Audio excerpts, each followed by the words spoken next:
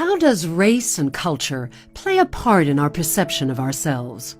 Frantz Fanon was a psychiatrist, philosopher, and radical thinker born in the French colony of Martinique, who published the book Black Skin, White Masks in 1952. The book investigated the psychology of racism and dehumanization inherent in colonial dominance.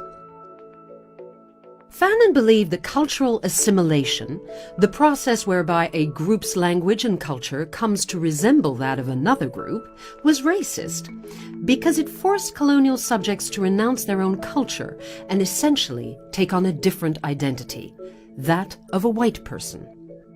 This assertion became the key focus in his book, but to understand it better, let's imagine a child aspiring to become like his classmate. The aspiring child, let's call him Lucas, wants to become like Martin. He spends time mimicking Martin's mannerisms, speech, posture, stride, and attitude.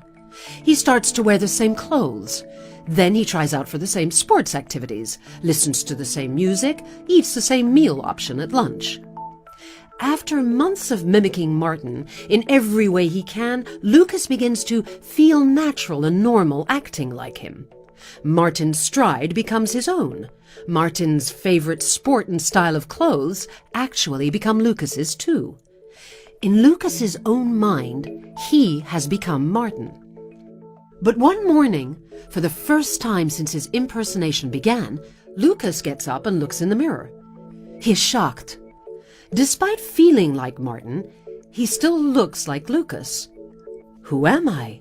He wonders. He has become so accustomed to identifying himself with Martin and his life that when Lucas is faced with reality, he finds it alienating and traumatic.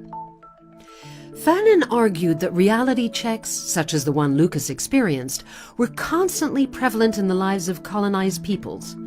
Reminders such as encounters with hostile white people who point out to them that their efforts to be white didn't work.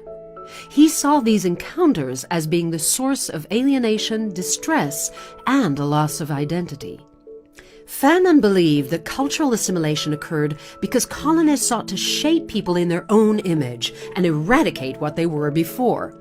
So whereas Lucas wanted to imitate Martin, the citizens of colonized countries were forced to identify themselves with colonist culture.